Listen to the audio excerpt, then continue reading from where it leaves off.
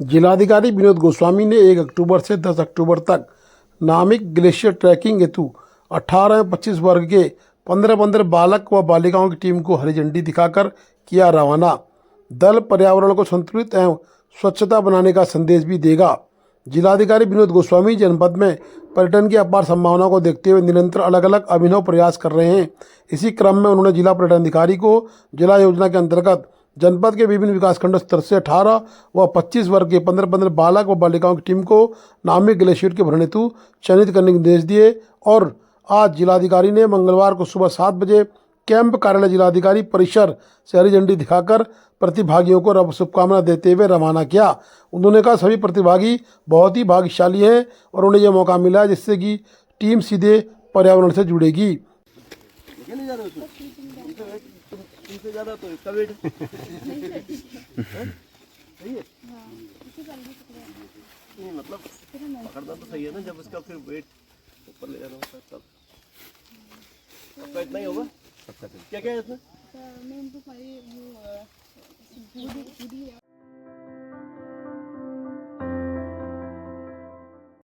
Asian school Pithoragarh की तरफ से सभी को गांधी जयंती की हार्दिक शुभकामनाएं।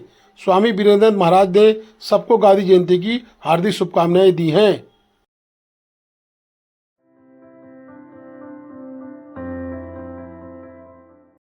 जिलाधिकारी ने जिला स्तरीय बैठक में जिला स्तरीय अधिकारियों से कहा है कि जनपद को विकसित करना और जनपद को विकास की नई ऊंचाई पर ले जाना उनकी प्रथम प्राथमिकताओं में से एक है। इस हेतु सभी विभागीय अधिकारी जनपद के विकास कार्यों में तेजी लाते हुए कार्य करना सुनिश्चित करें। उन्होंने कहा कि आम जनमानस का काम नहीं रुकना चाहिए। जिलाधिकारी ने अधिकारियों को अपने विभाग के अतिरिक्त अन्य विभागों की योजनाओं की जानकारी रखने के भी निर्देश दिए। कहा अधिकारी जो भी विकास कार्य कर रहे हैं क्या उससे जनपद की जीडीपी सकल घरेलू उत्पाद में इजाफा हो रहा है या नहीं का भी विशेष ध्यान दें। उन्होंने कहा जनपद में कैसे स्थानीय उत्पादन को बढ़ाया जा सके, रोजगार सृजन कैसे बढ़ाया जाए, इस लक्ष्य के साथ अधिकारी कार्य करें ताकि प्रत्येक व्यक्ति की जनपद में आर्थिकी में सुधार हो सके।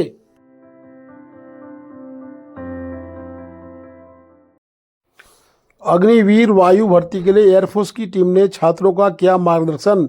भारतीय वायुसेना के 2 वायुसैनिक चयन केंद्र रेस कोर्स नई दिल्ली से आई टीम ने सोमवार को पिथौरागढ़ के धारचूला में राजकीय बालिका इंटर कॉलेज और राजकीय इंटर कॉलेज में जाकर छात्र छात्राओं को जागरूक किया। कमान अधिकारी विंग कमांडर विशाल चोपड़ा ने विद्यार्थियों को अग्निवीर वायु भर्ती प्रक्रिया में शैक्षणिक योग्यता, शारीरिक मापदंड और अग्निपथ योजना के फायदों की जानकारी दी। विद्यार्थियों को एनडीए, सीडीएस और ऑफिसर्स कैडर के बारे में बताने के साथ ही देश सेवा के लिए प्रेरित किया। इस दौरान प्रश्नोत्तर के सत्र का भी आयोजन किया गया जिसमें विजेताओं को पुरस्कृत भी किया गया। आयोजन में राजकीय इंटर कॉलेज के प्रधानाचार्य श्री सुरेंद्र दरियाल, राजकीय बालिका इंटर कॉलेज की प्रधानाचार्य श्रीमती शकुंतला डमटा, सार्जेंट राकेश शरण, कारपोरल मोरेश्वर कावड़कर, श्री रविंद्र कुमार इत्यादि उपस्थित रहे।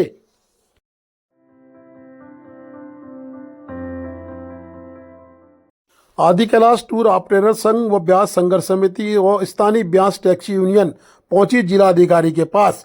जिलाधिकारी के पास 5 सूत्री मांग का एक ज्ञापन दिया गया। उक्त ज्ञापन में ओल्ड लिपुलेख से जो यात्रा हेली के द्वारा कराई जा रही है उस पर स्थानीय लोगों के रोजगार के बारे में चर्चा परिचर्चा की गई। साथ ही यह भी कहा गया कि स्थानीय टूर संचालकों को भी ओल्ड लिपुलेख के लिए यात्रा पास जारी किए जाएं जिससे कि रोजगार में कोई समस्या न बने। जिलाधिकारी ने कहा कि केवल अभी 60 यात्रियों को ही प्राथमिकता दी गई है, उसके उपरांत स्थानीय लोगों के रोजगार का भी ख्याल रखा जाएगा। स्थानीय लोगों ने पर्यटन अधिकारी के साथ एक बैठक धारचूला में आहूत करने की मांग भी की है जिसमें कि सारे गिले शिकवे दूर किए जाएं और पर्यटन अधिकारी के द्वारा जो स्थानीय हेली सेवा चलाई जा रही है उसके अलावा भी ओल्ड लिपुलेख के लिए स्थानीय टूर संचालकों को भी मौका दिए जाने की बात की गई है। उन्होंने कहा है कि ज्ञापन के माध्यम से स्थानीय टूर ऑपरेटर को कहीं न कहीं रोजगार खत्म होता हुआ दिख रहा है। धारचूला के 2 बार संख्या में 1 करोड़ की लागत से नगर पालिका के द्वारा जो कूड़ादान बनाया गया था वो कल हिलवेज के कार्य से कहीं ना कहीं प्रभावित हुआ है। पूरे कूड़ेदान में बड़े बड़े बोल्डर समा गए हैं। हिलवेज कंपनी उक्त स्थल पर रोड चौड़ीकरण का कार्य कर रही है। पूर्व में स्थानीय केसर सिंह धामी के द्वारा भी कड़ी आपत्तियां दर्ज कराई गई थी, परंतु नगर पालिका के द्वारा 1 करोड़ रुपया कहीं न कहीं नदी किनारे लगा दिया गया, जिससे कार्यदायी संस्था ने कार्य तो कर दिया है। अब नगर पालिका ने उक्त कूड़ेदान को अभी तक सुचारू भी नहीं किया गया था कि कूड़ेदान की छत पूरी तरह से दरक गई है। बता दें कि रोड कटिंग का कार्य चल रहा है, जिससे कहीं न कहीं ब्लास्टिंग का बड़ा जोर है और उस ब्लास्टिंग से लगातार भूस्खलन होने से उक्त स्थान पर बड़े बड़े बोल्डर कहीं न कहीं इस टिन शेड को बर्बाद कर दिए हैं और टिन शेड सड़क के नजदीक होने से भी कहीं न कहीं इसका औचित्य पर सवाल लगातार उठ रहे हैं। स्थानीय लोगों ने सवाल उठाए हैं कि 1 करोड़ की लागत से इतनी दूर कूड़ादान बनाए जाने के बाद भी वो सुरक्षित स्थान पर नहीं बनाया गया। कहीं न कहीं नगर पालिका के ऊपर भी उंगलियां उठ रही हैं। अब देखना कि स्थानीय टूर संचालक केशर सिंह धामी, जो टैक्सी महासंघ के अध्यक्ष हैं, उन्होंने एक बड़ी कड़ी प्रतिक्रिया दर्ज की है। उन्होंने कहा है कि पूर्व में भी कई बार नगर पालिका से निवेदन किया गया कि स्थान सुरक्षित नहीं है, रोड के नज़दीक है, नदी के नज़दीक है, परंतु नगर पालिका के द्वारा 1 करोड़ रुपया व्यय कर दिया गया, जो आज हिलवेज कंपनी के कार्यों की भेंट चढ़ गया है। देखिए किस तरह शासन प्रशासन के द्वारा अनियमित कार्य किए जाने से, कहीं न कहीं अनियोजित कार्य किए जाने से नुकसान हुआ है। नगर पालिका धारचूला के द्वारा हमारे ग्राम पंचायत रांची में जबरदस्ती कूड़ा निस्तारण स्थल बनाया था, जो कल रात भूस्खलन होने से क्षतिग्रस्त हो गया है। नगर पालिका के द्वारा करोड़ों रुपए बर्बाद कर दिए गए हैं, जबकि पूर्व में मेरे द्वारा इस पर आपत्ति दर्ज की गई थी तथा जिलाधिकारी महोदय ने इसमें जांच आज्ञा दी थी। हमारे क्षेत्रीय पटवारी रांची ने इस पर जांच आज्ञा दी तथा क्षतिग्रस्त भूस्खलन होने की संभावना को देखते हुए नदी के किनारे होने के कारण ये स्थल उपयुक्त नहीं है। फिर भी नगर पालिका धारचूला के द्वारा ज़बरदस्त कूड़ा निस्तारण स्थल बना दिया गया था। करोड़ों रुपए बर्बाद कर दिए गए हैं। आज उस स्थल पर भूस्खलन होने से क्षतिग्रस्त हो गया है। इस पर जांच होनी चाहिए तथा नगर पालिका कर्मचारियों के ऊपर आवश्यक कार्रवाई होनी चाहिए।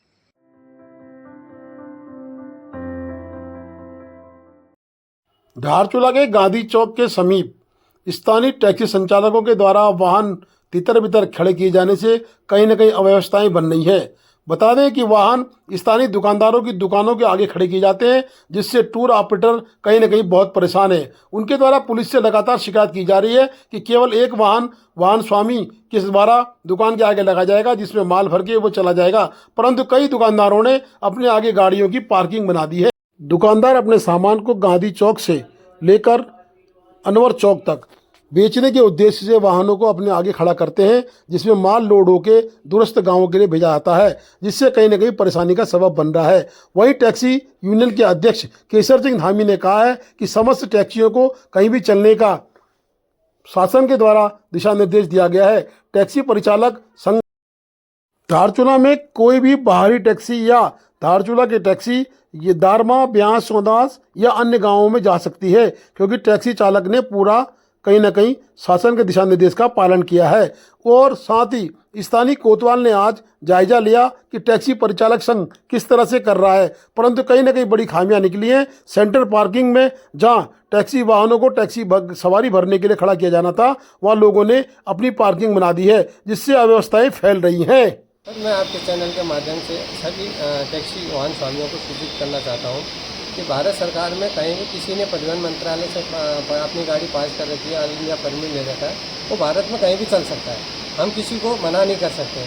हाँ, रही बात सिर्फ अपने यूनियन में जहाँ पर हमारी यूनियन है उसमें से कोई अव्यवस्था पैदा ना करे, बाकी भारत कहीं से भी आगे चल सकता है। और जो थोड़ा बहुत ब्याज टैक्सी यूनियन का थोड़ा ये चल रहा है कि भाई हमारे क्षेत्र की गाड़ियाँ चलनी चाहिए, बाहर की नहीं चलनी चाहिए, इसमें रोक लगनी चाहिए। और बाकी मैं भारत सरकार से भी निवेदन करता हूँ और उत्तराखंड सरकार से भी निवेदन करता हूँ कि ये जो आपसी मनमुटाव है इसको दूर करना चाहिए। फिर क्या स्थिति रहेगी? ऐसा विरोध अभ्यास करना तो हमारा काम नहीं है। मैं तो महासंघ से भी जुड़ा हूँ, मेरे महासंघ से भी बात होती है, तो मेरे ये सभी लोकल टैक्सी यूनियनों से निवेदन के आपस में मिल के काम करें। अगर विरोधाभ्यास करेंगे तो फिर आपसी मनमुटाव होगा, क्षेत्रवाद होगा, फिर आपस में लड़ाई होगी। तो मेरा सभी से अनुरोध है कि ऐसा गलत काम न करें।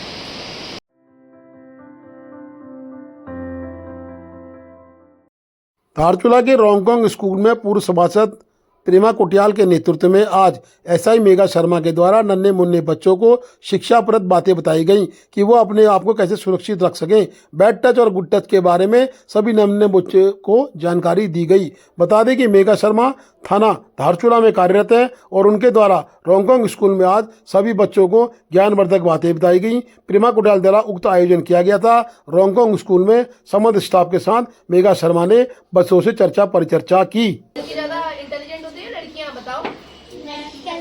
लड़कियां, जोर से बोलो। हाँ। और सबसे ज्यादा मेहनती कौन होता है, गर्ल्स या बॉयज? बॉयज तो होते नहीं किसी काम के।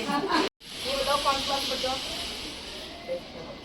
अगर आपको कोई ऐसे हाथ पकड़ा है, नॉर्मल ऐसे हाथ पकड़ा है, तो ये कैसा, आपको कैसा फील हो रहा है? तो बच्चा ध्यान से देखो, ठीक है? तो उनके पास एक सेंस होता है, एक सेंस होता है। उन्हें ऑलरेडी चीजें ऑब्जर्व हो जाती है कि विच वन इज गुड, कौन आपका अच्छा है, कौन आपका बुरा है।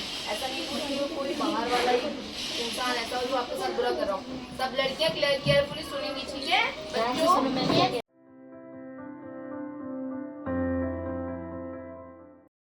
सेना द्वारा बूदी की नाप जमीन पर किए जा रहे अवैध कब्जों के लिए आज ग्राम पंचायत पूदी ने जगत सिंह ग्राम प्रधान के नेतृत्व में आज उपजिलाधिकारी को एक ज्ञापन दिया।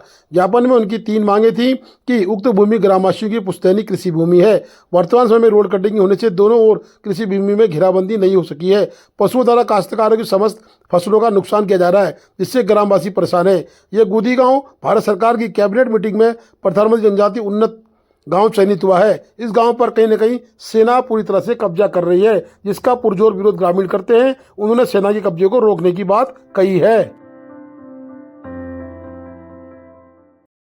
जनपद पुलिस, एसएसबी, नेपाल पुलिस व अन्य सुरक्षा एजेंसियों द्वारा आयोजित की गई मासिक समन्वय बैठक में सीमा पर सुरक्षा से जुड़े विभिन्न मुद्दों को लेकर एसएसबी एवं नेपाल एपीएफ द्वारा पीपीटी के माध्यम से अपनी अपनी प्रस्तुति दी गई, जिसमें सीमा सुरक्षा, सीमा पर अवैध मादक पदार्थों, वन्य जीव, वन्य उत्पाद आदि की तस्करी पर अंकुश लगाने, झूला पुलों से नियमानुसार सामान लाने ले जाने, अवैध मार्गों से आवागमन की रोकथाम करने, स्थानीय लोगों एवं व्यापारियों के साथ बेहतर समन्वय स्थापित करने पर चर्चा परिचर्चा हुई। उक्त बैठक पर एसएसबी के कमांडेंट 25वीं वाहिनी आयुष शर्मा, एसएसबी जौलजीबी प्रभारी निरीक्षक एसएचओ जौलजीबी इत्यादि मौजूद रहे। Please do like, share and subscribe DCL News.